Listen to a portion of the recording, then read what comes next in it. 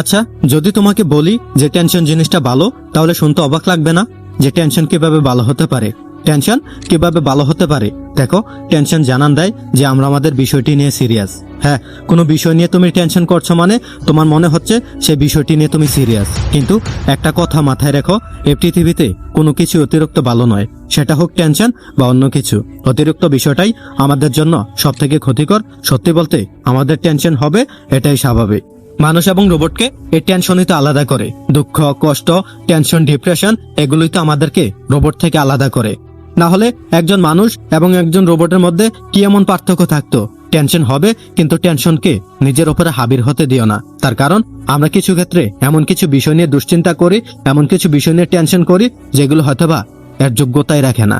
সত্যি বলতে কিছু জিনিস আমাদের আয়ত্তে থাকে না, আর কিছু জিনিস আমাদের কন্ট্রোলে নেই, আর সেগুলোকে নিয়ে দুশ্চিন্তা করার কোনো মানেই হয় না, কোনো প্রশ্নই ওঠে না।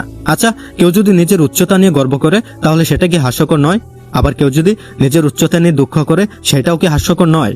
এগুলো কি আমাদের হাতে আছে নাকি? তাহলে কেন এগুলো নিয়ে দুশ্চিন্তা করবে? কেন টেনশন করবে? কেন এগুলো নিয়ে হতাশ হবে? এটা তো মেনে নেওয়া যায় না, এটা তো মেনে নেওয়া যায় না। ঠিক তেমনি আমরা আমাদের রেজাল্ট, ফল নিয়ে টেনশন করি, যেখানে আমরা জানি যে আমাদের রেজাল্ট আমাদের হাতে নেই, আমাদের ফলটা আমাদের হাতে নেই, আর আমাদের হাতে যেটা আছে সেটা হচ্ছে মেহনত, পরিশ্রম। হ্যাঁ, মেহনত এবং পরিশ্রম। টেনশন যদি করতেই হয় তাহলে সেটা নিয়ে করো যে আমি আমার তরফ থেকে কতটা দিচ্ছি, আমি আমার তরফ থেকে 100% দিচ্ছি কিনা, সেটা নিয়ে টেনশন করো। ভুল জায়গায় ভুল বিষয় নিয়ে টেনশন করে কোনো লাভ নেই। হ্যাঁ, ভুল জায়গায় ভুল বিষয় নিয়ে টেনশন করে কোনো লাভ নেই। শোনো, জীবন কিন্তু একটাই, আর এই একটা জীবনে তোমাকে অনেক কিছু করে দেখাতে হবে, তোমাকে অনেক কিছু হতে হবে। তোমাকে একজন ভালো সন্তান হয়ে দেখাতে হবে, একজন আদর্শ বাবা অথবা মা হয়ে দেখাতে হবে, একজন ভালো হাজবেন্ড অথবা ওয়াইফ হয়ে দেখাতে হবে। হ্যাঁ, শেষে তোমাকে একজন ভালো মানুষ হয়ে দেখাতে হবে।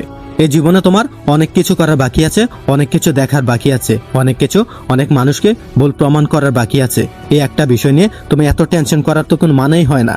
এই বিষয় নিয়ে টেনশন করার কি আছে? এটা ছাড়াও তো জীবনে অনেক কিছু আছে। এই একটা বিষয় নিয়ে এত টেনশন করার, এত দুশ্চিন্তা করার, এত হতাশ হওয়ার কোনো মানেই হয় না। এই পৃথিবীতে যারা বড় কিছু করতে চায়, যারা জীবনে ভালো কিছু করতে চায়, তাদের জীবনে বাধা সমূহের পরিমাণ একটু বেশি পাওয়া যায়। যদি জীবনে ভালো কিছু করতে চাও, বড় কিছু করতে চাও, বাধা তো আসবেই, বিপদ তো আসবেই। যদি এতটা সহজ হতো তাহলে তো যে কেউ করে নিত, তাহলে যে কেউ করতে পারতো। শোনো, সহজ জীবন মানুষকে দুর্বল বানিয়ে দেয়, আর কঠিন জীবন মানুষের ইমিউনিটি পাওয়ার বাড়িয়ে দেয়। দেখবে একজন ধনী পরিবারের ছেলে কম্বলের নিচেও ঠান্ডা লেগে যায়, কিন্তু একজন গরিব, একজন মধ্যবিত্ত পরিবারের সন্তান যারা কিনে রাস্তায় দিন কাটায়, তারা শীতের কালেও খালি গায়ে ঘুরে বেড়ায়। তাই এটা ভাবা উচিত নয় যে জীবন কঠিন আমাদেরকে ধ্বংস করতে আসে। না, কঠিন জীবন আমাদের ইমিউনিটি পাওয়ারকে বাড়িয়ে দিতে আসে, আমাদের সহ্য ক্ষমতাকে বাড়িয়ে দিতে আসে। শোনো, তোমাকে একটা কথা বলি, এত সহজেই হার মেনো না, এত সহজেই হার স্বীকার করো না। পরিকল্পনা করো, মনে রাখো আজকের দিনটা হয়তোবা কঠিন, কালকের দিনটা হয়তোবা আরো একটু কঠিন হবে, কিন্তু তারপরের দিনটা তোমার হবে। তুমি যদি ধৈর্য ধারণ করতে পারো, তুমি যদি কঠোর মেহনত করতে পারো, পরিশ্রম করতে পারো, তাহলে সেদিন বেশি দূরে নয় যেদিন তোমার হবে, সেদিনটা বেশি দূরে নয় যেদিন তুমি হাসবে। এত সহজে হার মেনো না, কাউকে নিজের প্রতিযোগী মনে করো না, না, কাউকে নিজের প্রতিযোগী মনে করো না। মনে রাখো লড়াইটা তোমার সাথে, তোমার সমতুল্য এই পৃথিবীতে কেউ নয়।